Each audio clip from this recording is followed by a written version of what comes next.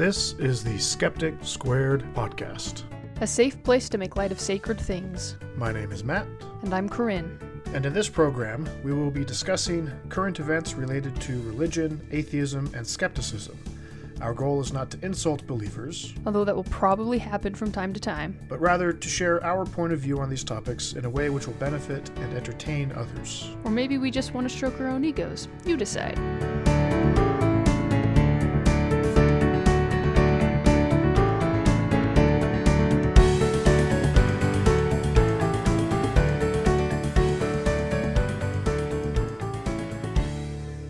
Hello, and...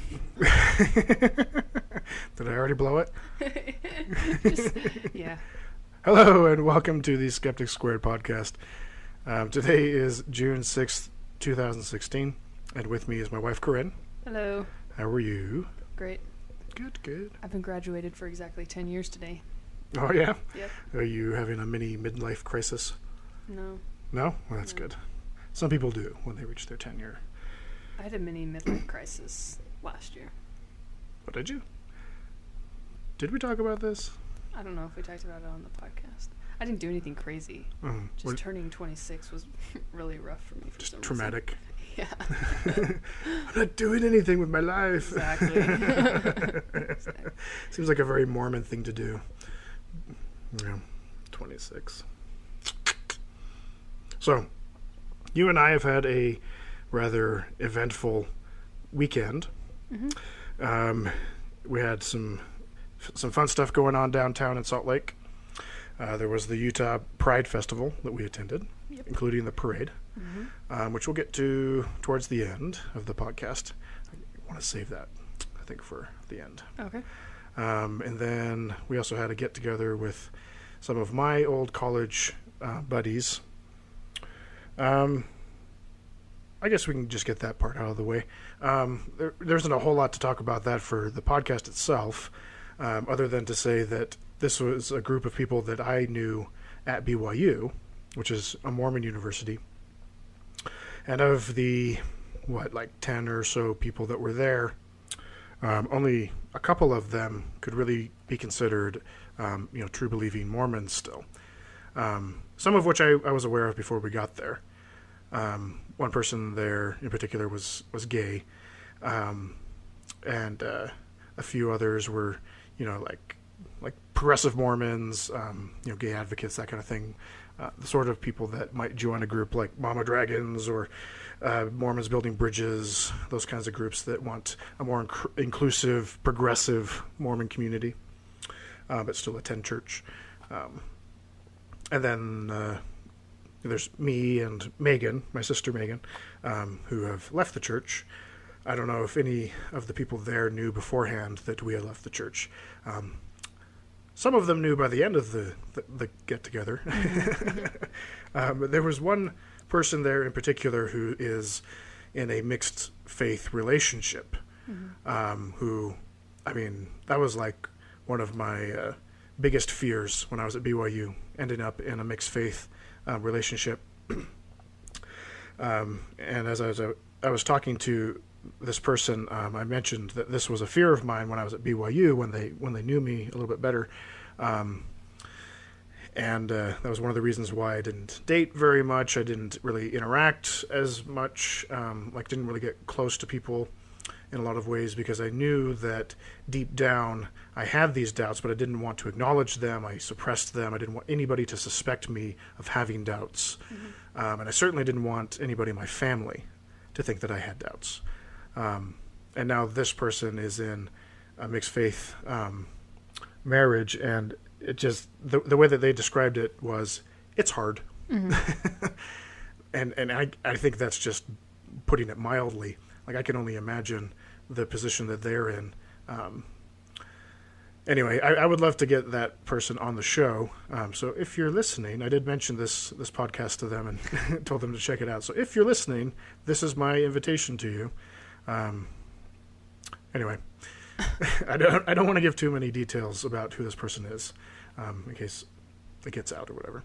I want it to be on their terms. Anyway, it was just kind of interesting, that get together, just seeing all these people who at the time that I knew them It was the closest to them. They were all very true believing Mormons, and now a lot of them aren't. Right, they were like in the Relief Society presidency. Right. Like that was kind of funny to me, hearing them talk about their experiences. Mm-hmm. Yeah, like almost all of them had served missions. A couple of them had pretty, up there callings, at least as far as BYU standards. Right, as a young single adult can go. Right. Just active believing members. Mm-hmm. And here they are 10 years later, not believing, And it's just interesting, especially the person that I wasn't aware of, because they said that they, are very careful about what they post on social media. They don't want very many people to know. A lot of it has to do with the person that they're in a relationship with.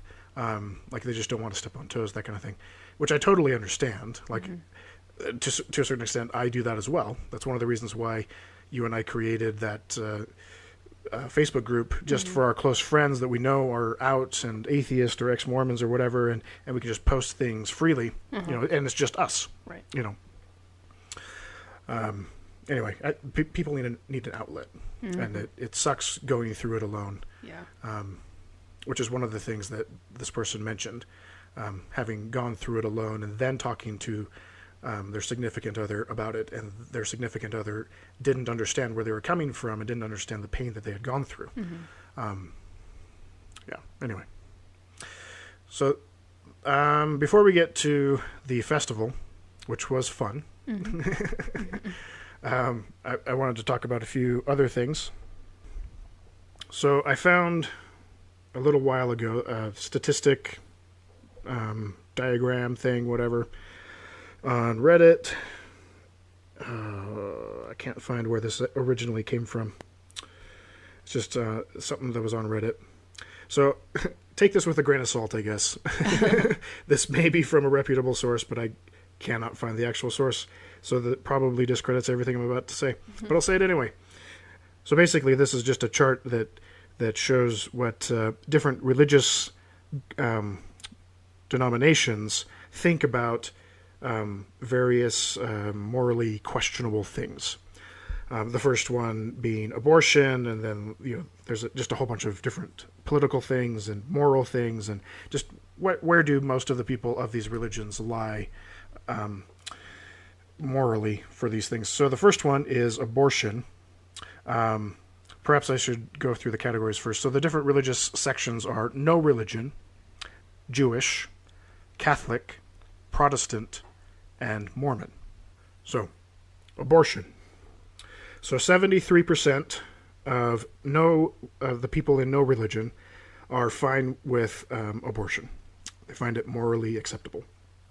76%, so slightly more, for the Jewish community, which I thought was interesting. For the Catholics, it is 38%. Not surprising to me at all that it would drop so drastically. Right. 33% for Protestants. And do you want to wager a guess for the Mormons? I'd say somewhere in between the 30s and the 60s. 18%. What? I thought more of them were okay with abortion. Are they not allowing for, like... Was this just, like, abortion across the board? They didn't say, like... Again, I don't have the actual source. I wish I had prepared a little bit better. So there are...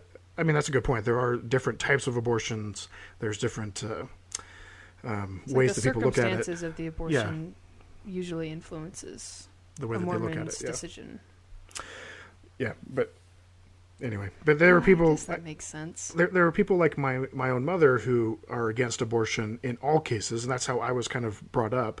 And then when I got to BYU, one of my first writing assignments in my English class, I wrote about abortion and took the very strong stance, like all abortion's bad and blah blah blah. And I'm right off my mission. Like right. I've never really thought about this. It's never affected me personally.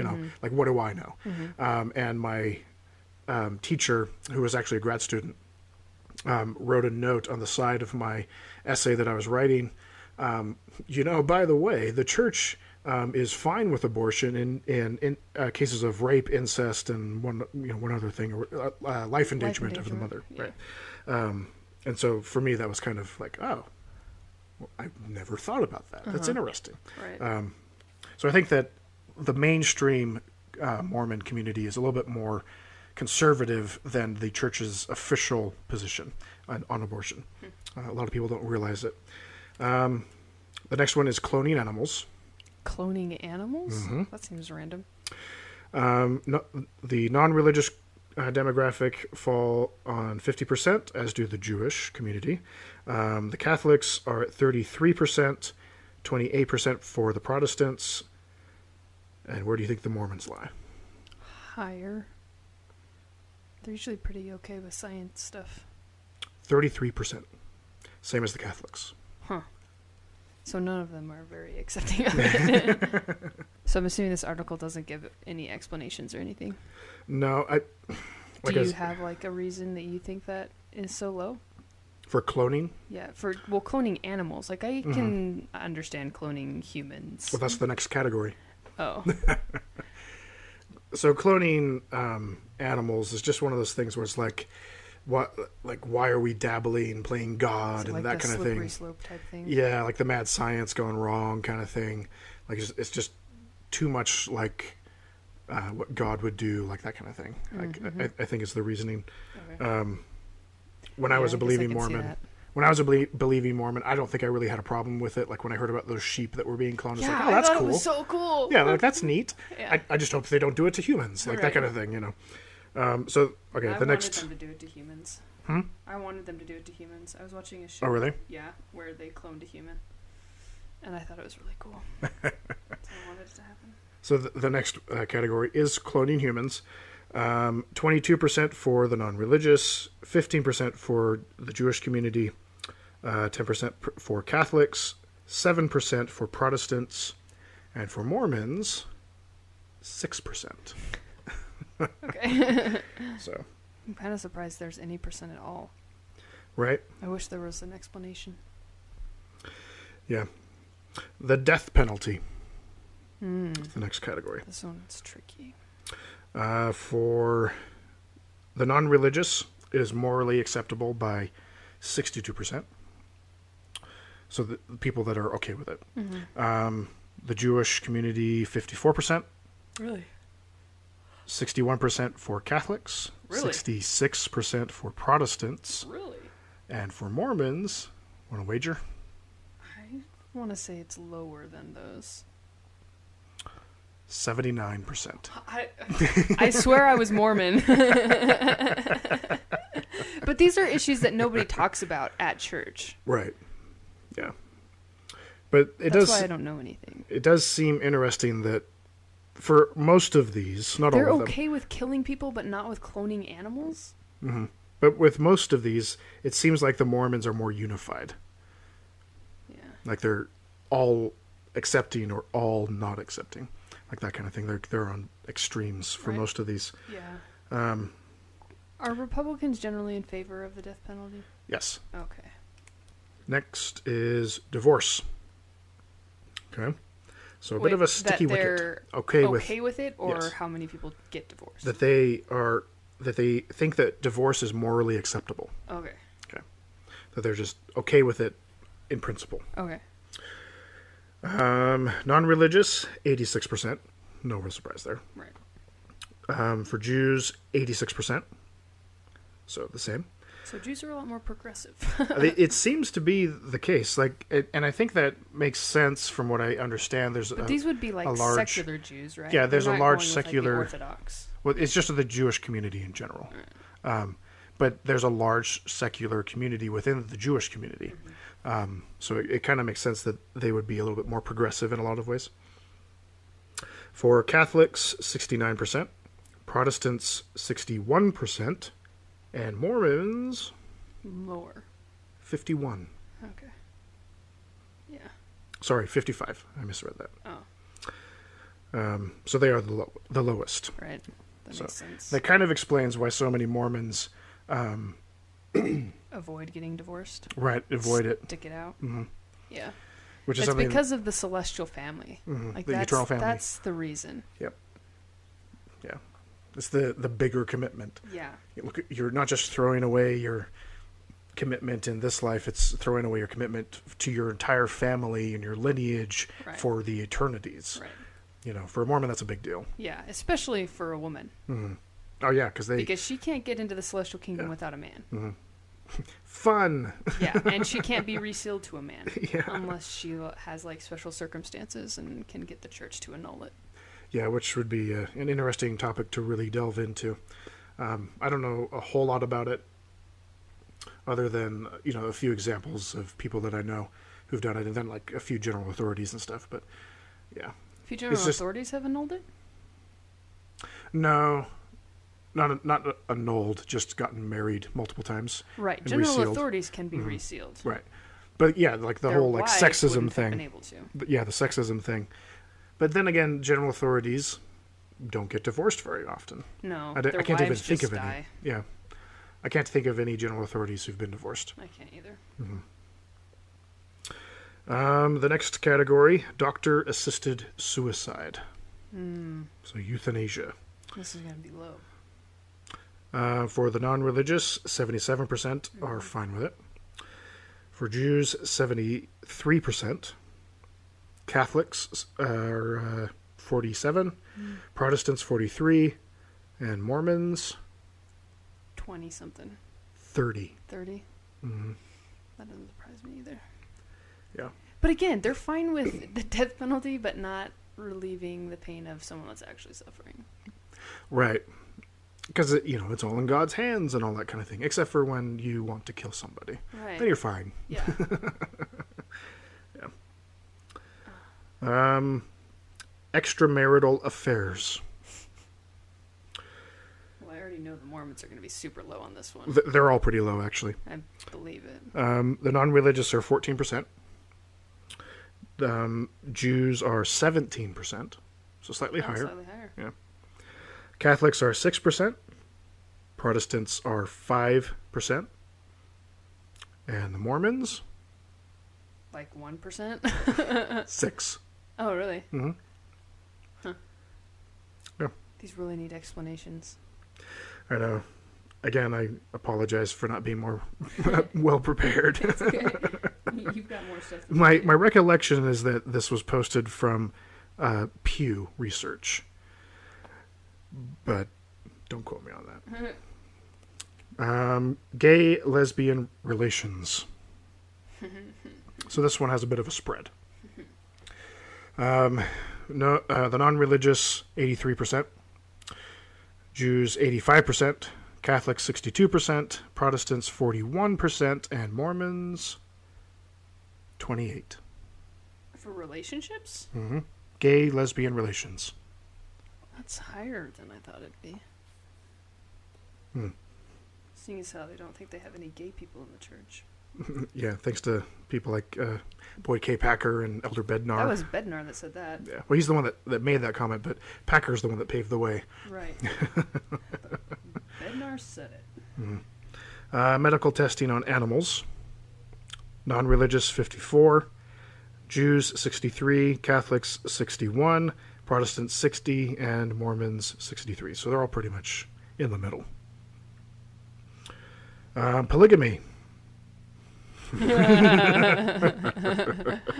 This is one of the reasons. See, this one could be tricky though for Mormons. This is one of the reasons why I wanted to talk about this. All of them are going to be really low, except for maybe Mormons, maybe. But that could be tricky. Non-religious, 26%. Jews, 18%. Catholics, 7%. Protestants, 6%. And Mormons, I want to say they'll be higher, but I still don't think it'll be that high. 8%. Again, I mean, that's like that could have gone either way. So they deny the polygamy. Exactly. But it's in the doctrine. They've been retrenching from it for so long and denying it and like downplaying it for almost 100 years now.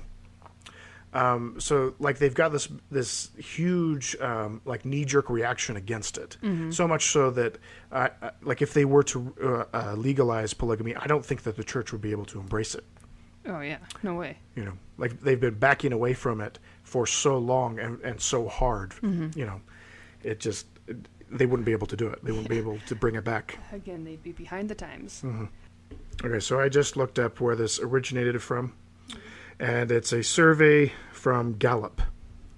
So Gallup is a polling company that does pretty good work. From what I recall, my statistics professor spoke pretty highly of them. So there you go. That's where it comes from. Okay. And the last category is suicide. So this is for people who find suicide to be morally acceptable. Non-religious, 36%. I thought that was kind of low. Jewish community is 38%. Catholics are 12%. Protestants are 11%. And Mormons, I have no idea. 8%. 8. The lowest. I thought it would be pretty low, but I'm just so confused by all of these now. I just don't know anymore. You're just not sure. I'm just so...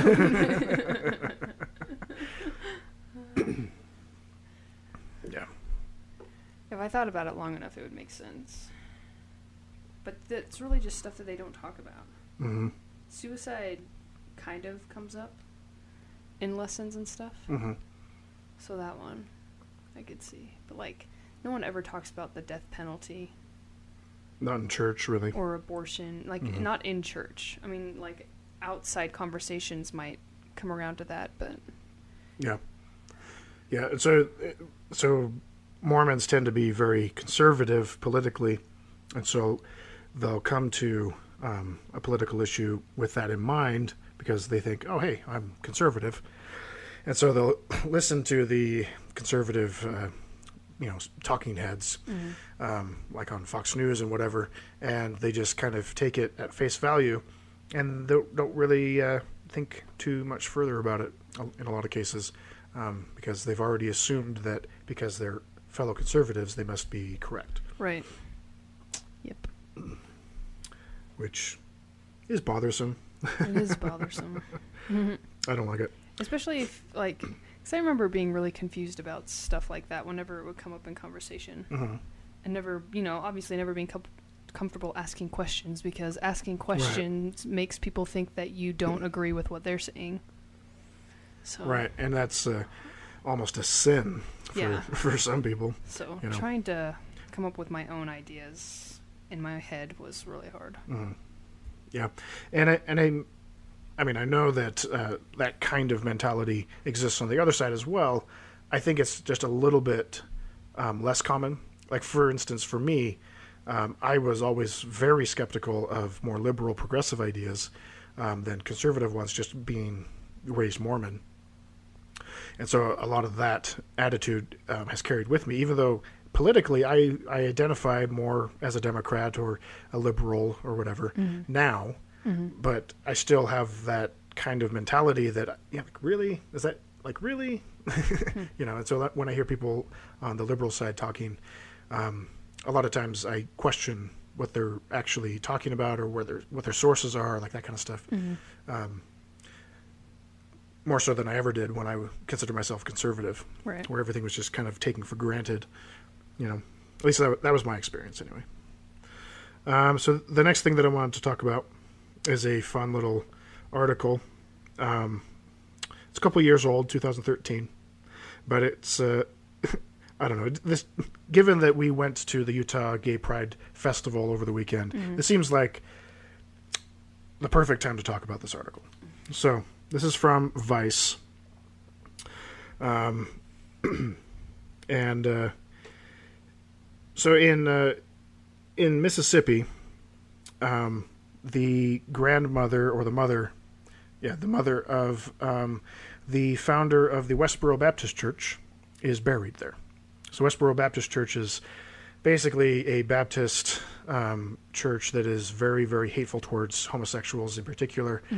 They go around to various groups and protests. They're the ones that hold up the big signs that say GodHatesFags.com, and they'll get their children to hold these signs. It's just, it's very much a testing the limits of free speech in a lot of ways, because they absolutely have the right to do that, protest whatever and say those things, but it's just always just done in such a distasteful kind of way.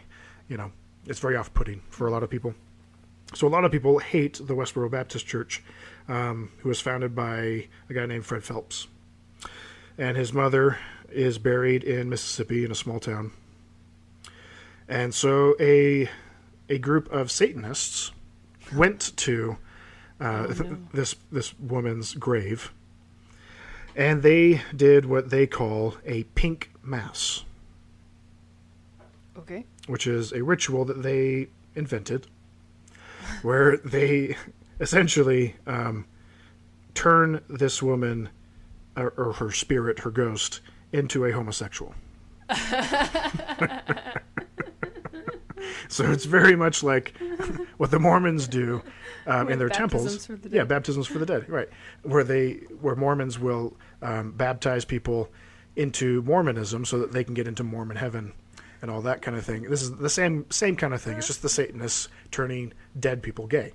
Okay. But do they have a choice in the afterlife? They don't go into those kind of details. Oh. It is presumed that Fred Phelps' mom is now a lesbian ghost. Okay. That is so random. So it gets better. Okay. Obviously, people were outraged when this happened.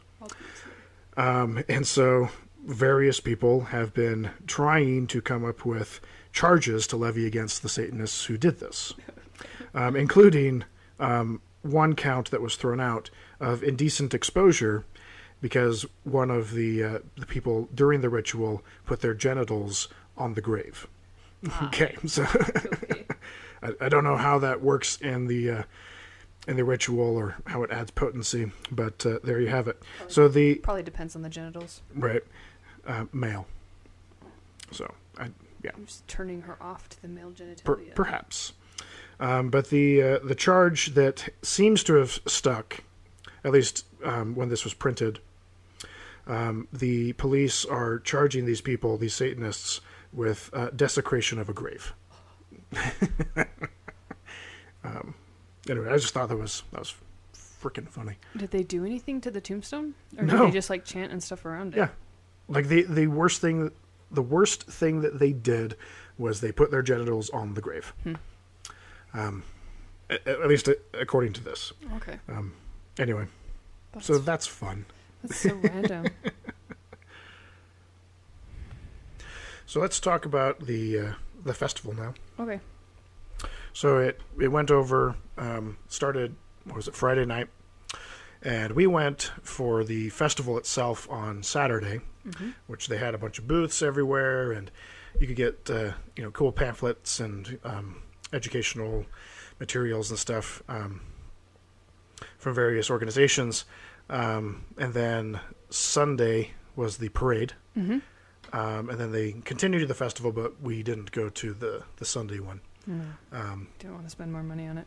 Right, because we had basically seen everything. It was just more like musical performances and maybe a couple speakers or whatever, but for the most part, we had gotten everything that we had intended to. Right. It wasn't worth getting more or spending more money on it. I don't know. Do you have anything to add about like the basics of the festival itself? Like what it was, what we did? No. So I got a bunch of pamphlets from various groups. I got a bunch of things from the ACLU, which was kind of cool.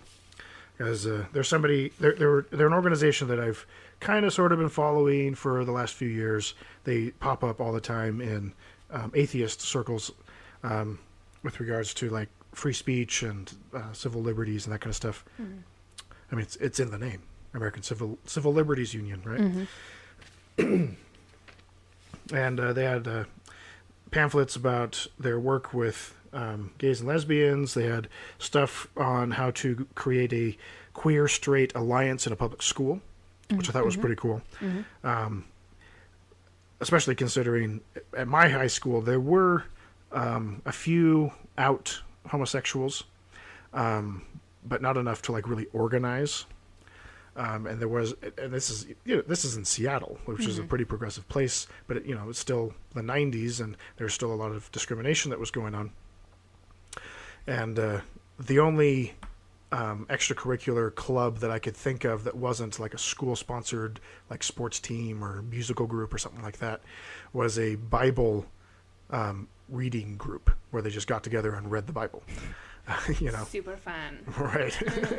So I would love to see something like this at my high school. At the time, I wouldn't have thought very highly of it because I was a Mormon, right, and I was raised to be homophobic. Yeah. Which is something that I've been thinking about a lot over this weekend. You and I, when we went to the festival, we got some lunch before we went in, and I talked about a conversation that I had had with my mother early on after I told her I had stopped going to church. Mm-hmm. And we started kind of arguing about homosexuals and gay marriage and gay rights in general. And she asked me in this conversation, why do you care so much? Mm-hmm. And the way that she asked it made it seem like she was asking me if I was gay. Like, why do you care so much? Because, again, at this point, I hadn't really dated very much, and she wasn't the only one who had asked that question of me. That is so funny. Right? Because, I mean, for a Mormon, like, that's one of the acceptable reasons for you not to date, which is kind of weird to think about. Anyway, the response that I gave my mom to that question was, because I know people that have been affected by this, thinking of some of my gay friends who have been hurt by the church and their policies, and thinking of a few people that I knew growing up who I was not the nicest person to. Mm-hmm. But I've been thinking about it more, and I don't think that that's really why I care so much about gay rights. For me, leaving the Mormon Church had a lot to do with my realization that I was homophobic, that I had no real reason to be homophobic except for my religious upbringing. And on some level, at least now I'm able to realize that I kind of resent the church for that, for raising me to be homophobic. Mm-hmm. And another thing that I've been thinking about, I also reread some of the comments on my Facebook profile picture where I posted the rainbow picture of Boyd K. Packer, which got a lot of response from my Mormon friends in particular. A lot of response. That blew up. But one thing that, one thing that was said to me by a relative was that, the term bigot is just kind of tossed here and there, and it's overused and all that kind of thing. And generally speaking, I don't like to use the word bigot. I think it's a conversation stopper, not a conversation starter. Mm-hmm. And so it's really hard for me to use that word, even if it applies to somebody, because they'll just shut down and get defensive, and they won't hear anything that you're saying. Right. It becomes name-calling, too. It's like, I'm exactly. not a bigot, you're the bigot. Right. I'm rubber, you're glue. But I was thinking about it as I was rereading these comments the other day. I don't think, even if it really applies to somebody, I don't think that Mormons really qualify as true bigots in a lot of, for like the rank and file Mormons, people who describe themselves as being more in favor of traditional marriage, that kind of thing. Okay. Because, and I don't know, maybe I'm completely off base in thinking this way, but like there's another quote that's out there. I forget who said it, but it basically goes, "Do not ascribe to malice that which can be explained through stupidity." Mm. I would change stupidity to ignorance. Mm-hmm. Just because somebody does something that is discriminatory doesn't mean that they're doing it out of malice, which is implied through the term bigotry. Okay. I think that they're just ignorant. Okay. I was ignorant. Right, yeah. The reason that I was so homophobic, and I said things about people behind their back and was rude to certain people, I've been doing a lot of thinking about my childhood over the last few days.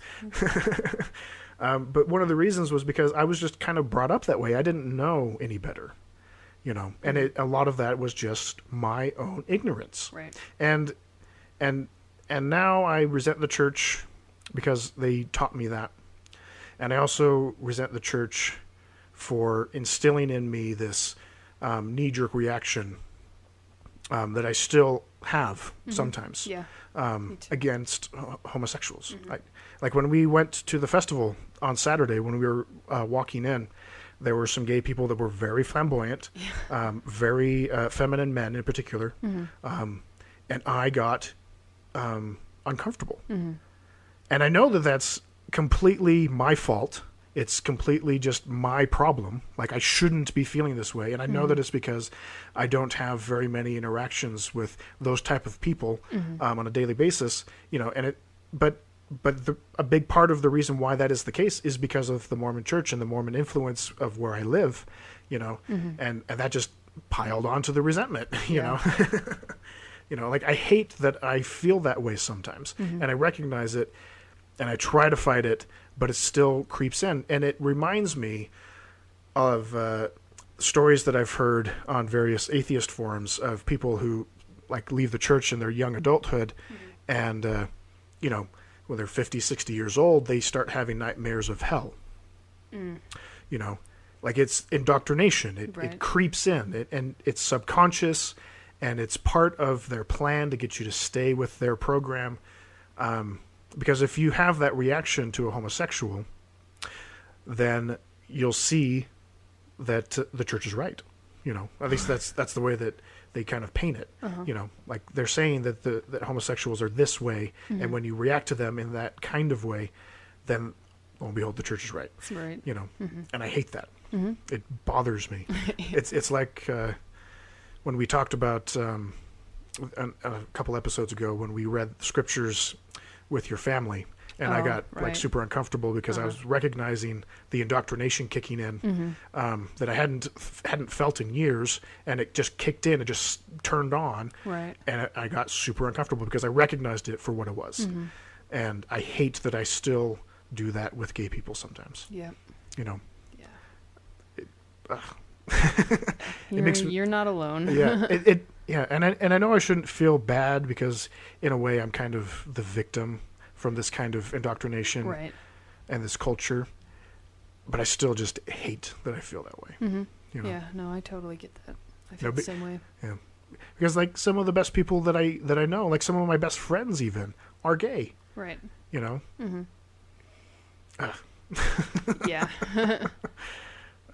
Anyway, something that I've been thinking a lot about. But going back to the stuff that I got from the booths, so we talked about the ACLU, which is a great organization. They do a lot of good work. There was also a group for Atheists of Utah, which is pretty cool. I don't really know much about them in particular, but I mean, there's been lots of questions coming up about like groups to get together and support groups, that kind of thing, because a lot of people, especially around here, are very isolated. Yeah. But they have, meetups on their website and on the flyers that they had. They also gave me inspirational daily Bible readings. Did you look at any of them? I haven't looked at any of the specific ones, but just looking at them, you got Genesis, Exodus, Leviticus, Deuteronomy. Like, these are all Old Testament? Yeah, these are all Old Testament ones. So I'm pretty sure you're going to get like a lot of the more homophobic ones, the ones that are pro-slavery. Don't eat shellfish. Don't eat shellfish. Don't mix your fabrics. All that kind of stuff. I also got from them a nice little orange condom that says Atheists of Utah. I'm glad you shared that. Right. I want to be thorough.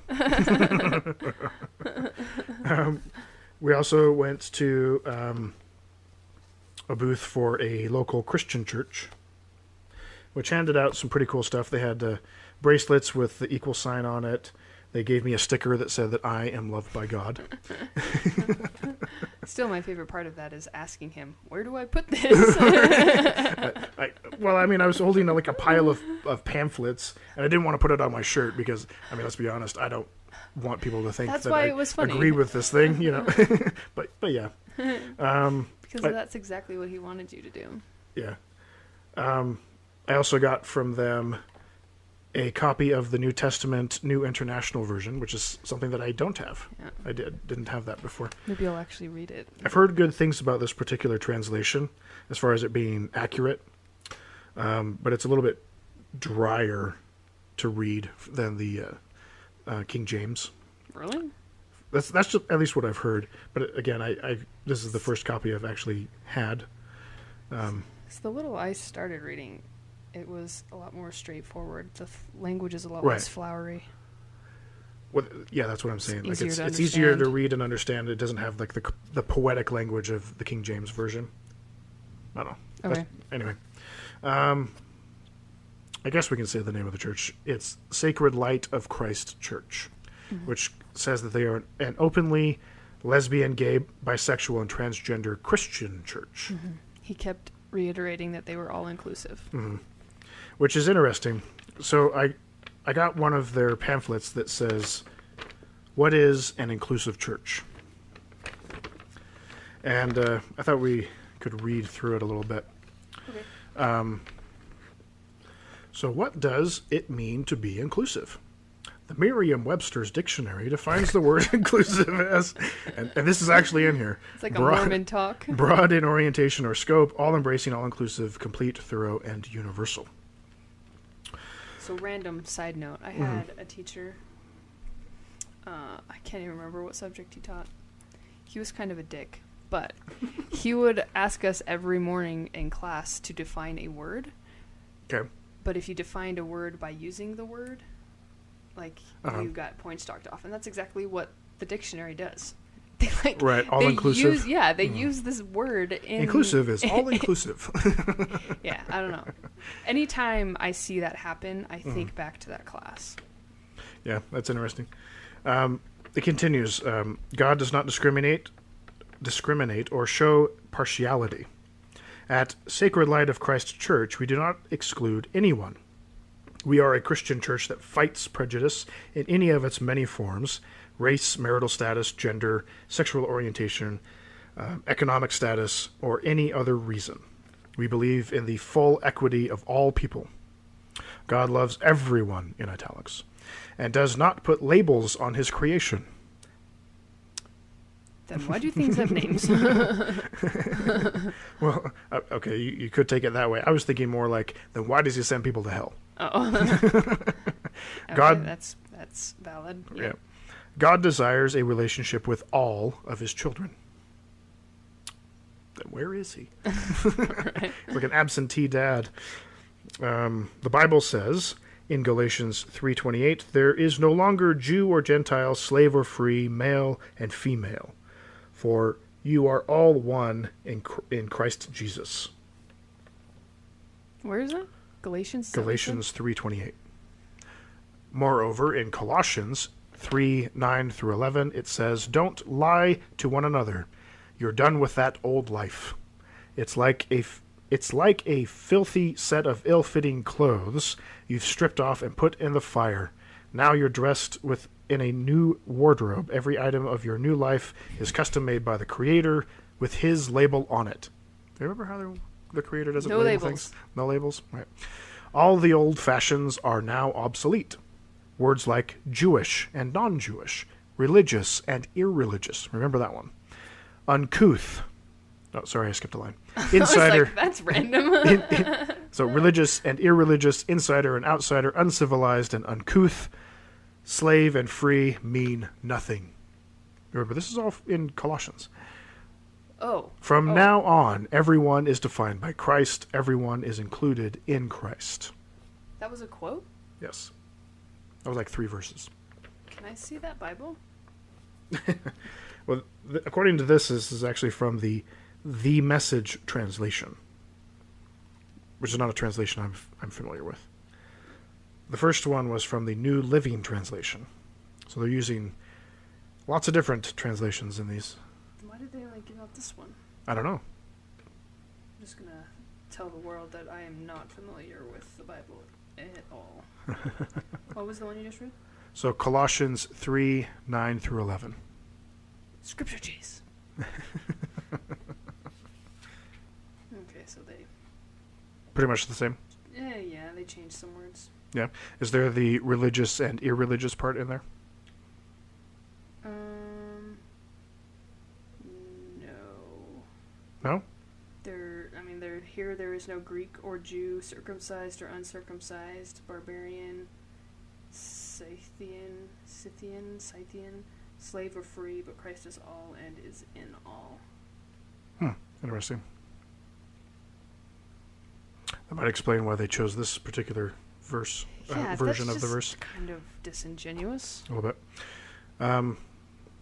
Anyway, at Sacred Light of Light Church, I think that's a typo.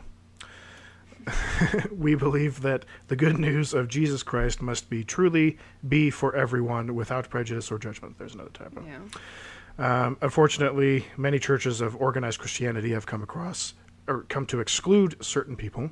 Some have been excluded because they are divorced, others because they are single parents, and still others because they are attracted to someone of the same gender.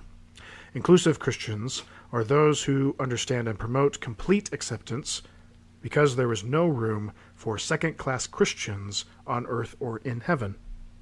And we believe that God's love is what the gospel is all about. John 3:16 through 18 says, and this is the Message translation,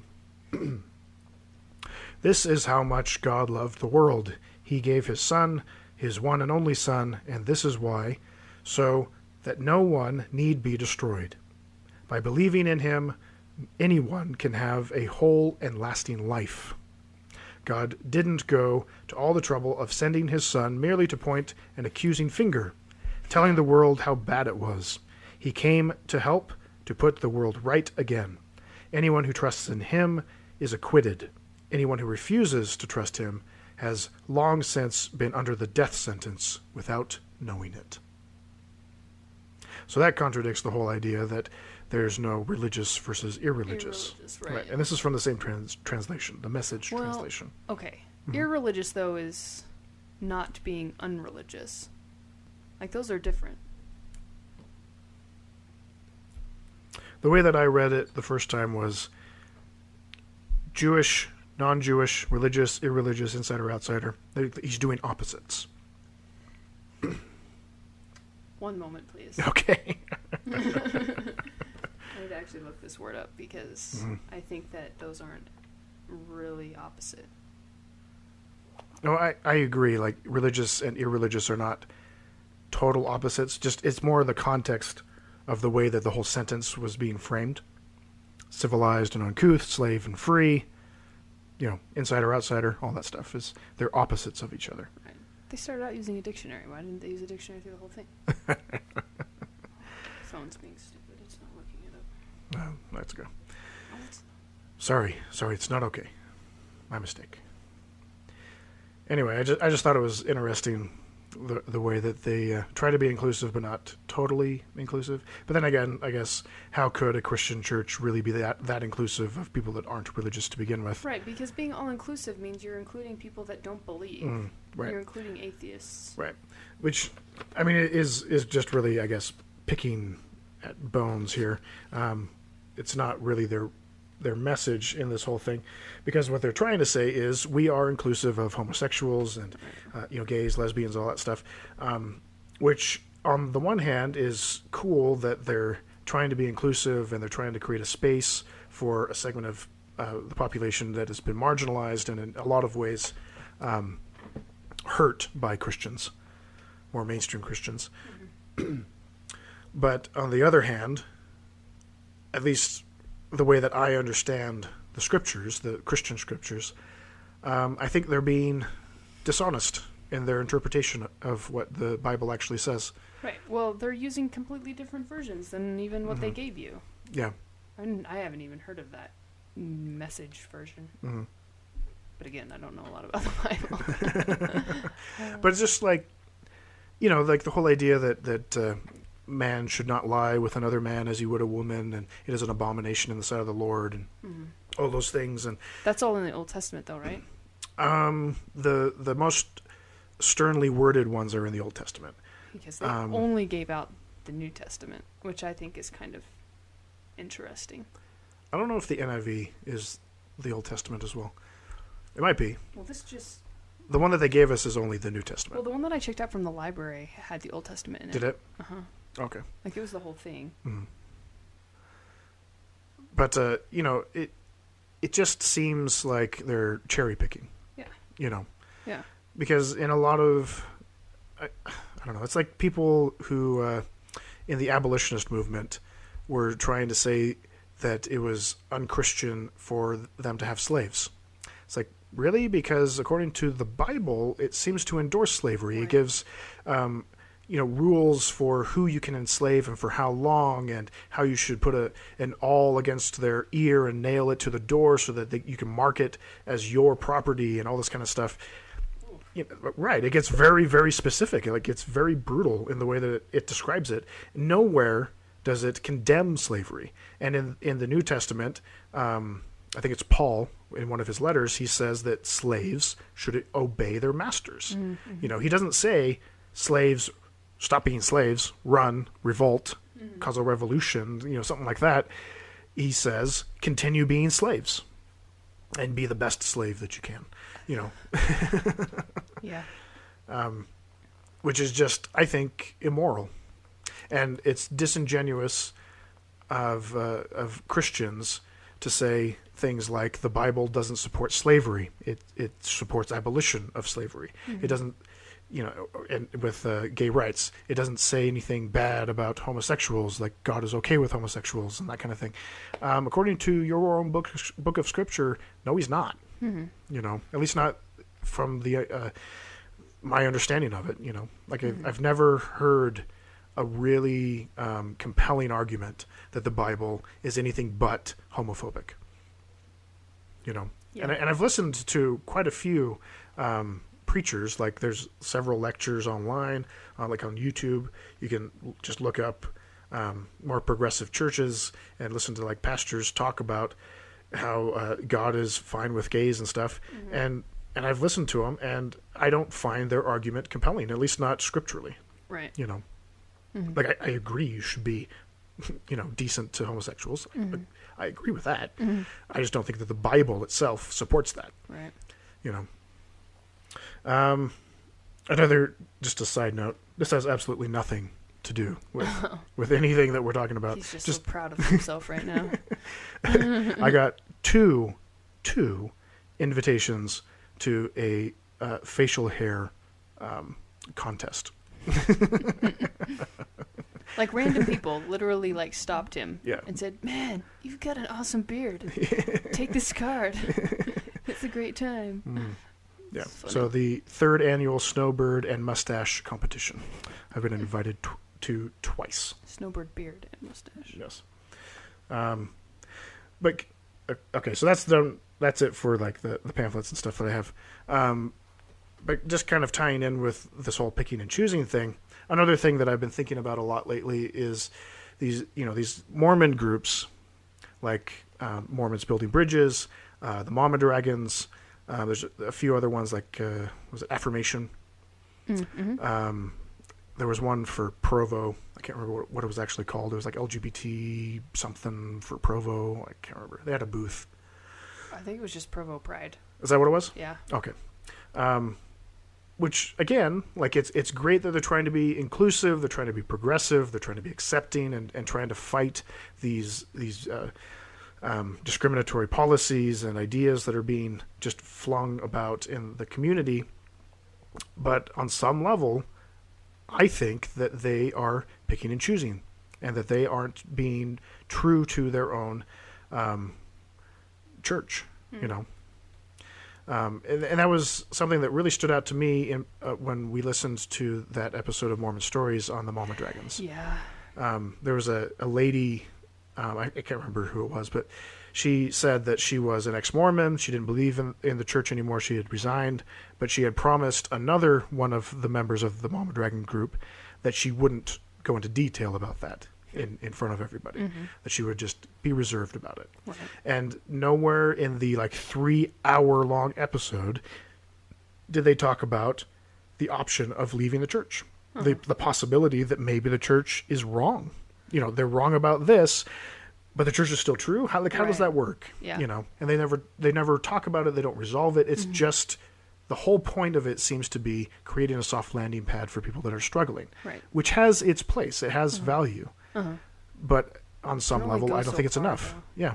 I don't think it's enough. I think that they need to embrace the conversation that this, policies like the one in November that excludes children from being baptized if they have gay parents, on some level is immoral. That it doesn't protect the children from anything other than the bigotry of the Mormon Church, and that those are indicators that the Mormon Church is not a true, God-inspired religion. It's man-made. It's just a conservative, fundamentalist church. And it bothers me that they avoid that.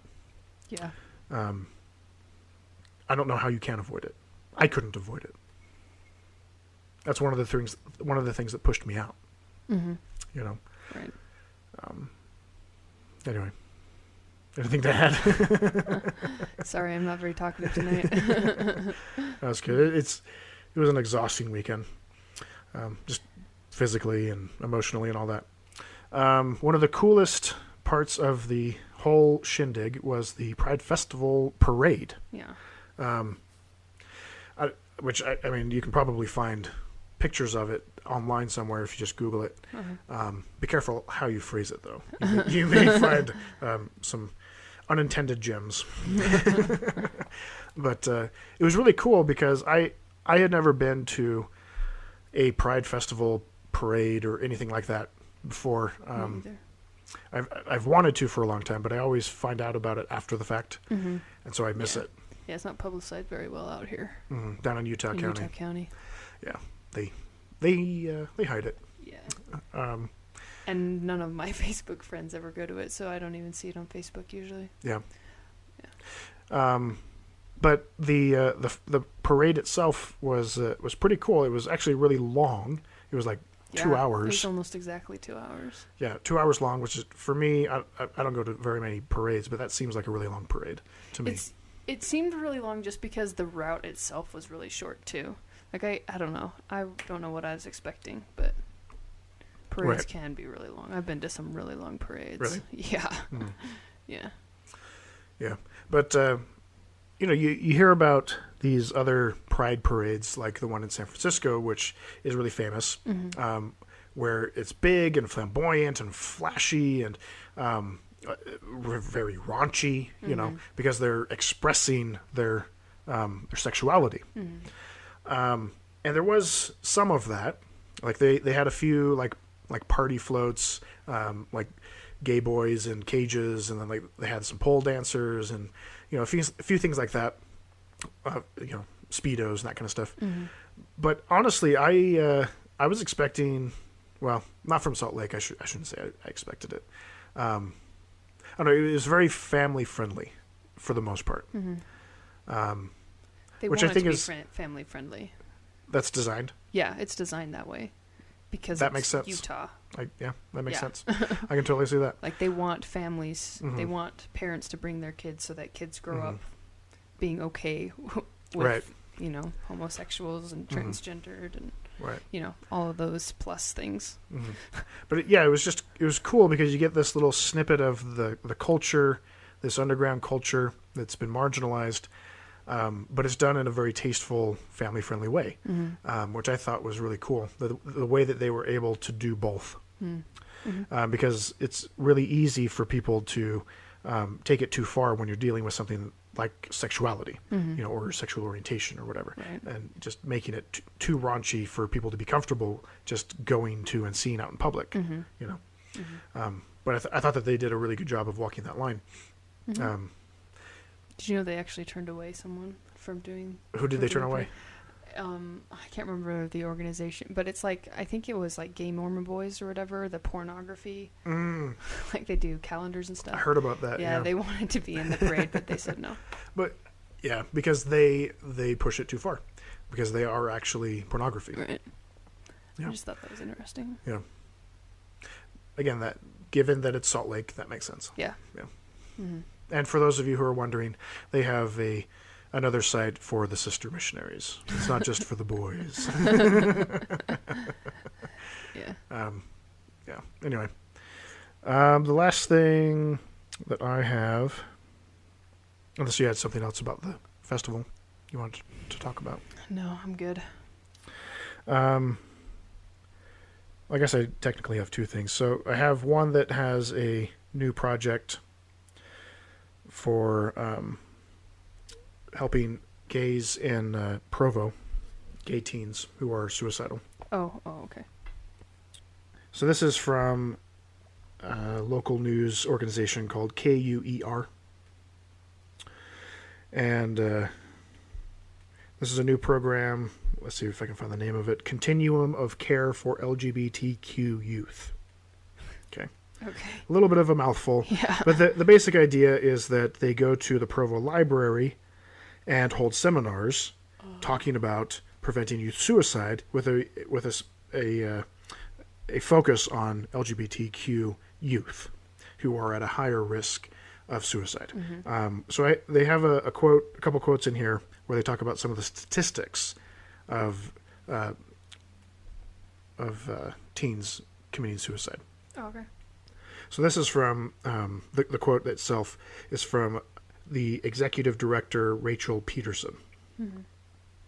She says, "It's hard for someone, particularly a youth, to be navigating an LGBT identity and an LDS belief. LGBT youth attempt suicide 4 times more often than their straight peers. 4 times. That's a lot. The new program is designed to educate families and community members in how to identify those at risk of committing suicide and what to do about it. Peterson says how families respond can have a huge impact." Which is true, because a lot of kids basically get thrown out of their homes. Mm-hmm. "We're not trying to change their belief system," she says. "We're not trying to change their values, but just educating parents that your interactions with your youth, even if you can change them in small ways behaviorally, you can save your child's life. And that's useful information to any parent." It kind of bothers me a little bit. This is, again, going back to like the mama dragons and whatnot. Like, we're not trying to change their belief system. We don't want to change their values. That's the core of the problem, are their values and their belief system. Right. You know, at least that's how I see it. Yeah, no, I agree with that. But at the same time, like, advertising something like this, you're not going to get anyone to go to it if you say, we want to change your ideas and your beliefs. Yeah. Like, this, I know. I mean, ultimately, like, their goal could be to do that, but they can't, like, it has to be that person's choice to do it. And that's they a fair say, point. This is what we want to do. And that's an absolutely fair point, given that this is going to happen at the Provo City Library. Right. In this case, that's what I think. Yeah. Yeah, well, that's a fantastic point. Let's see. So the last paragraph, a series of free forums will be held at the Provo City Library to train community members on how to prevent youth suicide. The first is Wednesday, May 25th, so just just this last month, with a focus on youth homelessness, which is a huge problem in Utah, in particular Salt Lake City. Right. Future forums will be focused on families and faith, school safety, and bullying. So are they doing them like once a week, once a month? Or it doesn't say how often they're going to do it. Just through the summer? There's a link to their website. Let me see if I can find it. Yeah, I can't find it just, quickly on their website. I'm sure it's in there somewhere. So if you're in the area, absolutely check it out. Just creating more awareness is an important part of this whole thing. The last thing that I wanted to talk about with regards to this, whole Mormons and gays thing, is the new Prop 8. Mm-hmm. So, Prop 8 happened in California. What was it, 2008? And the Mormon Church invested huge amounts of money to fight against the rights of homosexuals to get married in California. They actually wanted to change the state's constitution, from what I understand, so that it would include a clause denying homosexuals the right to get married. And there had been, in the months leading up to this, thousands of homosexuals who had been married. Mm-hmm. So this would effectively annul all of them. Yeah. Right. So kind of a big deal. And one of the ways that the Mormon Church did this was they basically had their local leaders get up and tell members that they need to fund this campaign, that they need to invest as much money as they can and time and resources. And there are stories, like you can see the documentary 8, A Mormon Proposition, where they talk about families who mortgaged their homes and gave the church their children's college funds to fight the gay agenda, Mm-hmm. and all of this stuff. And they invested millions of dollars in fighting gay marriage in California. And it became such a, I guess, a backfire. It just backfired in the Mormon Church's face politically in the public realm. That so much so that a lot of people attribute that whole incident, the Prop 8 incident, with the way that the Supreme Court looked at the laws nationally, and then allowed or ruled to have gay marriage legal nationwide. So in a lot of ways, the Mormon Church, despite their best efforts and despite all the millions of dollars they dumped into Prop 8, made it happen nationally a lot faster. So kind of ironic in that way. 7 years later. Right, but I mean, it's still like compared to like other civil rights movements, 7 years isn't that bad. Anyway, but to be fair though, homosexuals have been fighting for these rights for a lot longer than 7 years. Yeah. But now that we're about a year past the Supreme Court ruling allowing gay marriage in the United States, the church has turned its attention to other countries. And the latest is Mexico. And they're doing the same kind of thing that they did before. They're trying to campaign against it, trying to get members involved and all that kind of stuff. The one article that I had saved is in Spanish, so I don't have the actual figures.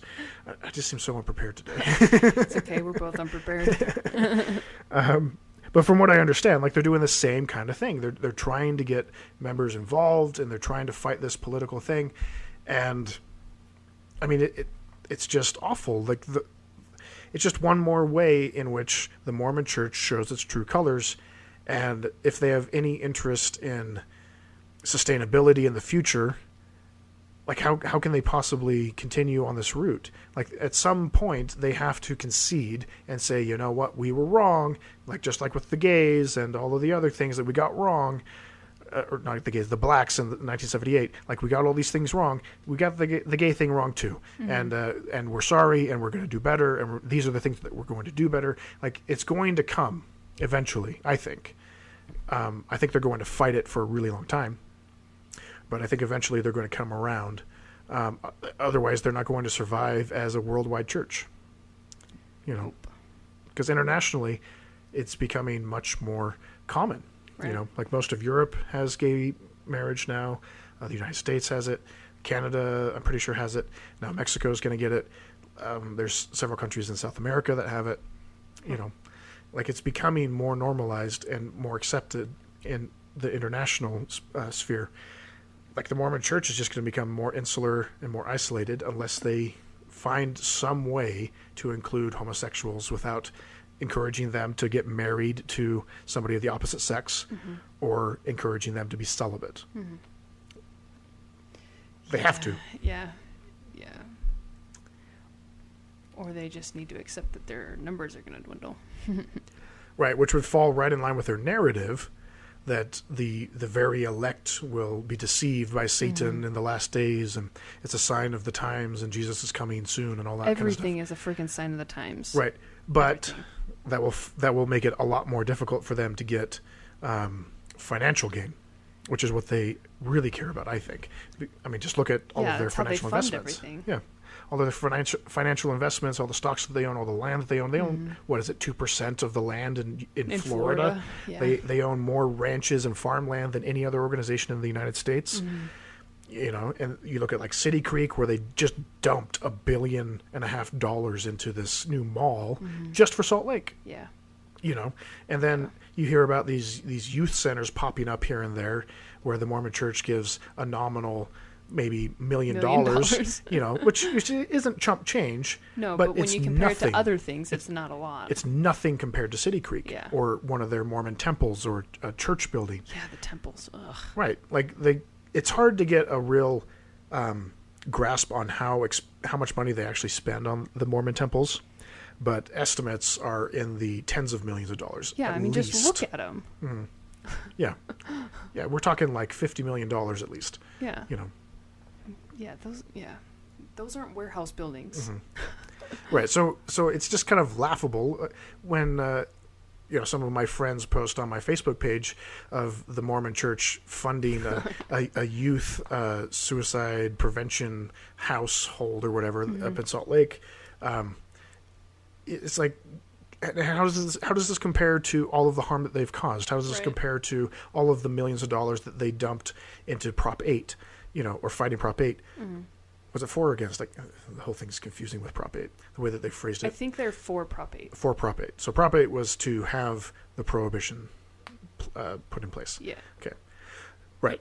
But they've spent so much money and had so much to do against the gay community, and they've created this culture where you can't be Mormon and gay. There's a huge amount of cognitive dissonance in order to do that. I don't understand how people can be Mormon and gay. Yeah. I truly don't. Yeah. I've heard that such people exist. I don't understand it. But how does this compare to, the amount of money that they're just kind of dripping to the side for these homeless shelters and stuff for the youth that they put on the streets in the first place? They're doing it to try and save face. Yeah. Yeah, it's just farcical. Yeah. It's, insulting in some level. Anyway, so that's pretty much everything I have. Sounds good. You have anything else?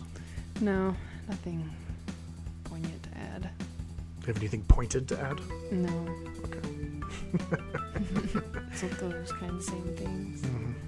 Wow, I just totally slurred my words. Did you catch that?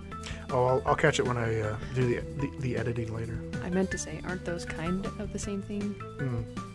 Okay. Isn't those kind of the same things? I'm just tired. I'm gonna go with hungry yes right now. Yeah. Okay. Well, that's our show. Thanks for listening. If you would like to contact us, you can email us at skepticsquaredpodcast@gmail.com. And you can check out the show's blog at www.skepticsquaredpodcast.blogspot.com.